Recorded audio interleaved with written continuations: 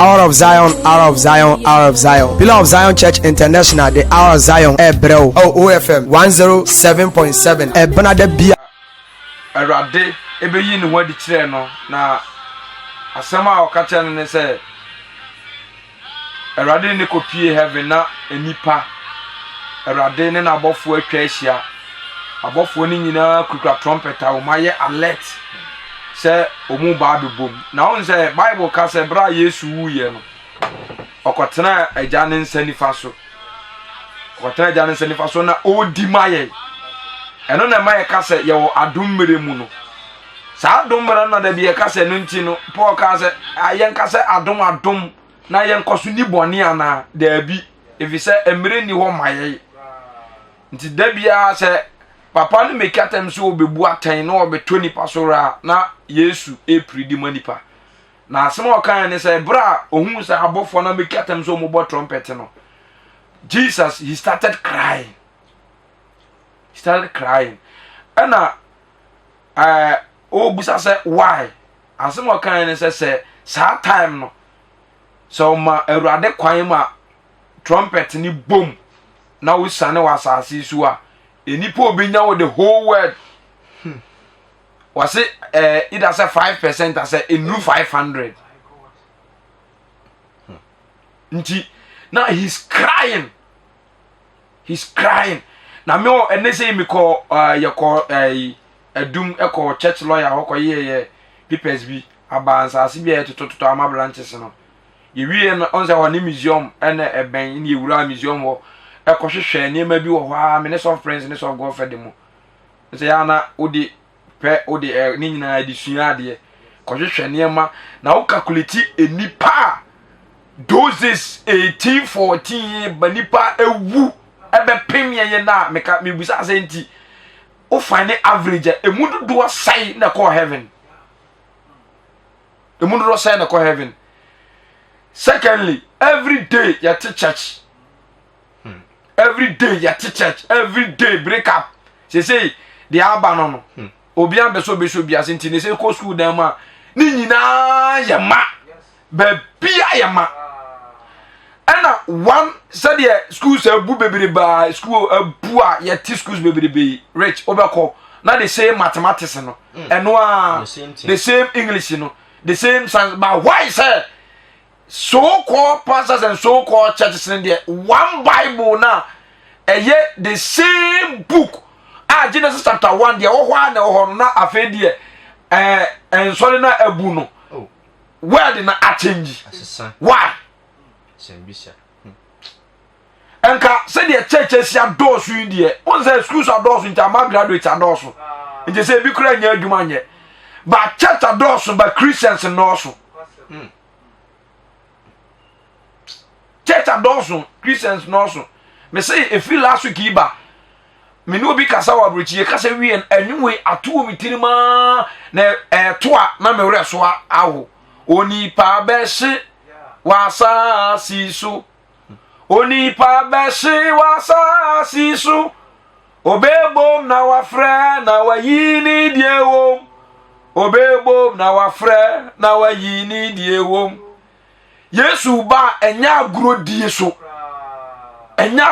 so me say Sodom and Gomorrah onya nipa 5 pe sister wutie me aga yankan quotation bi Matthew chapter 25 verse number 31 Bible ma me say Yesu ebon ne no so because also oba this time Awurade die wom enuru 5% enuru 500 nti me ka hu bia na ba metodi sayema mete se edon bi rebo efrefre anwotifu nyina sana menso meka hu bi ana ono ma unu kunu mokọ aso de be 10 years ni entibusa nso anopai se Yesu pia asofo se ne wo wiase sofo ma me fo ye sei ensole ma ye sei asofo ma ye sei anumtofo ye sei osase ye sei anopai ye wutie mi komoche ko ni pe gum emudu do sai na ekọ heaven emudu do sai once ukunu eja upe solution wadwuma sai upe solution ba wunya me som sai okra yira de umpe solution oni papa ne baba nani monyama na abofo nyina ka ne ho enti Awurade obe papa yemu me say Awurade anim yenim pillar of Zion Church wo me I don't boast myself about anything I have. I don't boast myself about my pastor. I don't boast myself about my church, but I boast myself about my salvation.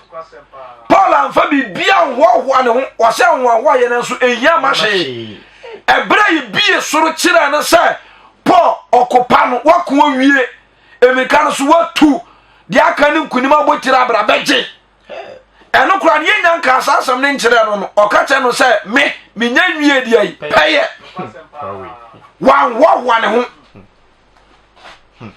don't glory yet oni papa Yesu o say babiem enti nsore da bebiri penidie ne yekọ anopato nwumra yekoye dai ene se me banaka dia meti mo bo anwum bi wahye bi na me ka chom se me sa Ghana fo anwum na me kura no we same da bia me ka se onye worship kura da wo worship kura no omunim worship awaso be chire ya ka se anwum bi asi wutiri mu ha na woto oto ni sulu wa se worship se Ghana nwum tofo abawiase obia pese ogidi obia pese ogidi keke eno ankasa enti o checking appearance omumu se omu ye business enti sa sofo ne frɛ omu charge omu ni business ne officer oye business enti those who sing in heaven for our Lord Jesus Christ day and night no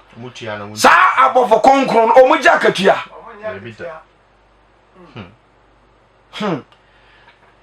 Yesu ba o Yesu ba na ayeye se agrodie ebeye ni pasa dayeson one day ebeye ni pasa dayeson ebeye ni pasa dayeson yani nteno na de besiasi Awurade be bawura Methodist abe pam obe bawura Zion no wa pam obe bawura Roman no wa pam wajiri die wom obesase ayiye free obeyi be free Methodist obeyi be free Pentecost obeyi be free Roman obeyi be free Zion obeyi be free Assemblies obeyi entoso be papa ye muti sade oda eda ye tam ni so ento de ma ye ntwa bi mu start free 31 no uya no atampo ko 44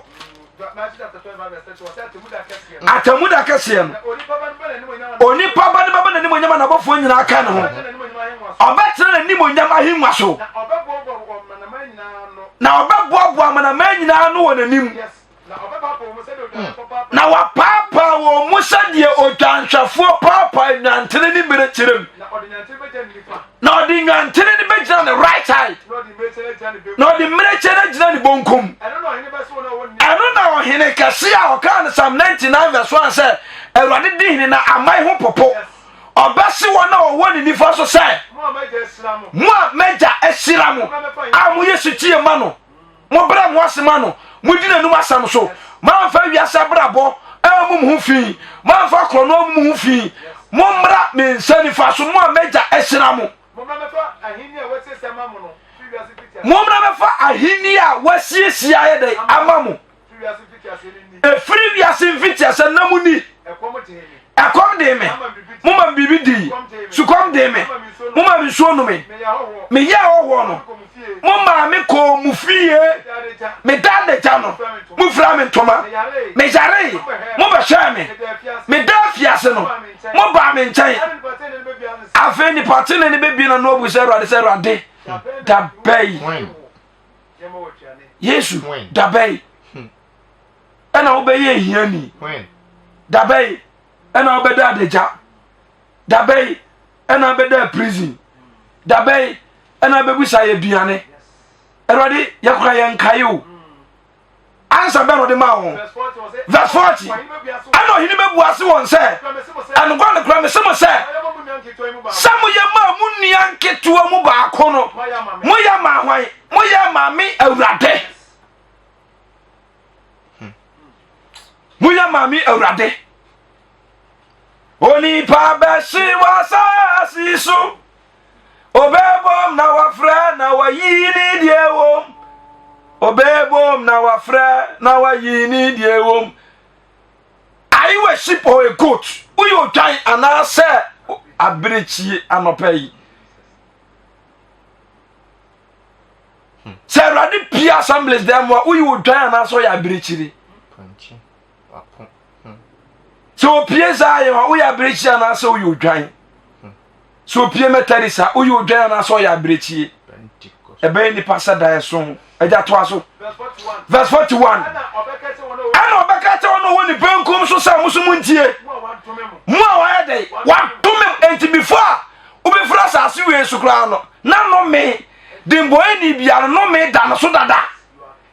O se di waju onyankopon ba na ani no. Na bufuo eda no so. Enti rode bufuo ene no me eda dimbo eni bia so. Se wanyu nyankopon ba kro no ani na bufu da no so ne no me da no so onue ento no nya ndubo nsam jam kra no me na di kan da no so a obre na odi ko wuram ana di odi nyankopon anu asam so no bible ka se enhira sa trini nti muhuna mane ade ai enti di woti na oti ase no so enhira da no so dada he's already blessed before he died. Double no. Asa last week near teaching sa bone akatua ene owuo. Yes. Oni pa nya bone mfa no ni no me da so before. Enti mu ameja adome mo ko. Hwa obofo de obo soro ni asase no nwene ho e ma onframa o se ye ne dai firi ne so ko. Everlasting fire. Torment pa. Da oja. Ye fie ja ye so kra ne ye so a edum. So Johnny siso akra de enchen na dum but when they was say the da everlasting fire unquenchable fire unquenchable fire everlasting fire da Bible na na count da what sie ama hwan upon some ade when ya na jam jano every say jan yen sisi ama hwan okra yen sisi ama ni pa awade bon se ne suba ne sasu ye sisi ma abofo a wo ye atuaten they are not human beings enti enye ba bi awade sisi ma nipa ano na maya na ye Yesu yase nipa do mu kira kwasa ama de hokro nim me se me ka che mo say I must be a fool. Sir, metena senamene akonfo abosonfo Satan what are there awudifo adifo atorofo akokutem my god adifo atorofo nuo mu jema anyi bi ema o mu hwe apemfo mu kum wo mu politicians mu je kagu ma anye ni nyina bi ma nkuni pada what are there men kokomo obosom biada minko diewu minko amro brida minko ya boase na sama tenase na mama what do you call it enibre etro ahantan ama meni Satan akoda one place a minko ye wade so ahantan ma ye nto me ntwene unsa magimi magimi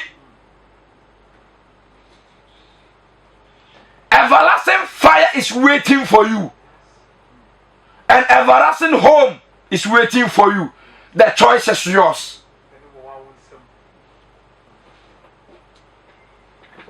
And no me bisa question bi wa solid them. Edwada no. Me bisa say hwan na ye adwuma. Na okọ ye de na account ni pay awoji. Eye 10 million, ni asade 10 million na aka ne ho. Na odi sun be kofi. Ebi sida. Ah? Ebi sida. Why to I say when you visa to America, on traveling ticket free. No, the say going to know. You see that. I'm laughing alone. This world is not your home. Your perfect home is there waiting for you. Heaven. All right. Your everlasting home is waiting for you. Choose one. Choose one. Sa if you enemy no mu de him mu na abeko. afi wose ni bonkum so fo se wa ya tome mo monko da wo ja wo hihia ma obonsam ene na pofo obowudi wo hihia ma wan bonsam ene na bofo kwano sister me tufu mama me tufu onse ne wa uhuro brem ene anopai ye so daba onwa wo baba epene twam onse nsu atwa ebe sa dane se de wiem nye rade nsa kira na sa pepepe hwe ya wo na ya kitikiti mere ni nuamo me ba first me be hum na mka so mu ye ntafo no mu ye kitikiti zesi ahwe onso wo bobo muti o my sisters o nyini kɔ n'anim ano obɛte a obɛwale obɛte a no obɛwo mrs saa pɛpɛpɛ adeɛ kye adeɛ sɛ bia ebi wu yɛ enipa etutu na namɔ no so ne hia no ɔkɔ n'anim ano ɔkɔ sister me tufu says the whole world enipa 5% anaasɛ 500 de klaro ade nya ɛne na ɛnsɔ ne wɔ Ghana osi yɛ gunu there was a time me search out from minya die bi kronom baby amache kronom afrancho me da hwa na me hu se papa bi be frɛ me no de me ko gina ovan bi hu ovan na white td me kai pass mu ya che o be 7 years ni yes me gina ka ne ho na o ka chem se Amos ka che kromafo se de wotene o me foro ka no ti me gina ka ne ho na kroni mai din o hwa ne nipa baako anante na obeforo ewo hwa na baako afirim na obeforo ewo hwa na baako firim na obeforo me gina ho aka ya nipa 700 na wo kroni mu a nke yebenya asofo sei 100 meboa sofo ma mefo sei 100 sofo ma and so that time enipa 7 the whole chronoma francho me kanya me kura ka na manfu bi that time and I can too poor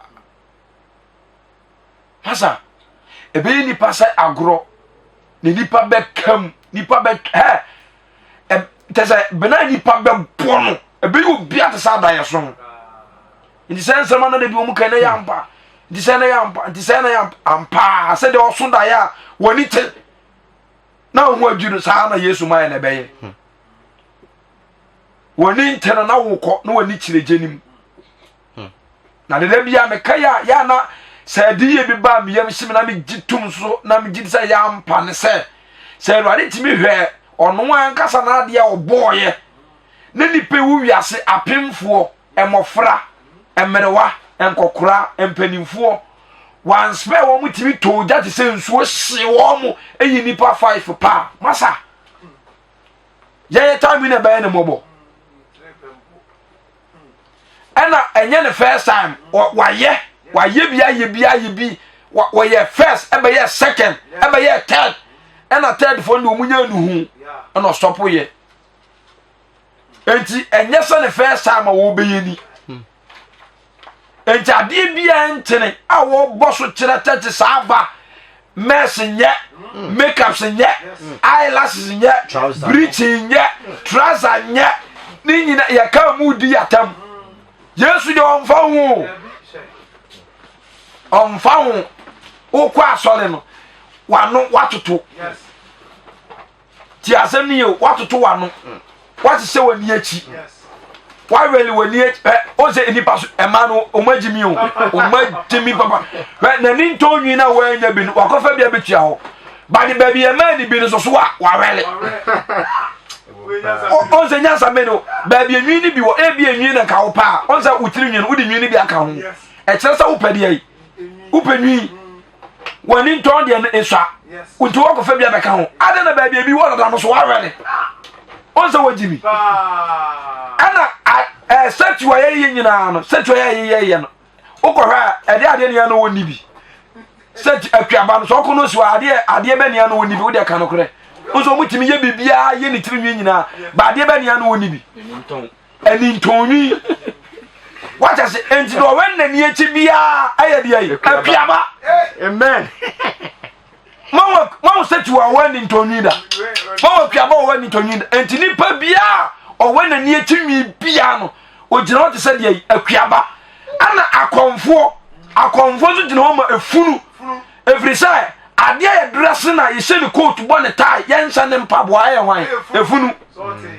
And Timoda Moon said the a conform or more or better dress a camera and some Pabwa one a day. On Shabby. Dead. Ya tam naso enti me sraw mama ye tufo eni ntonwi enya eni achiwiri enya makeups enya eyelashes enya bleaching enya trouser enya mini enya mesh bo enya yes tirimu sha enya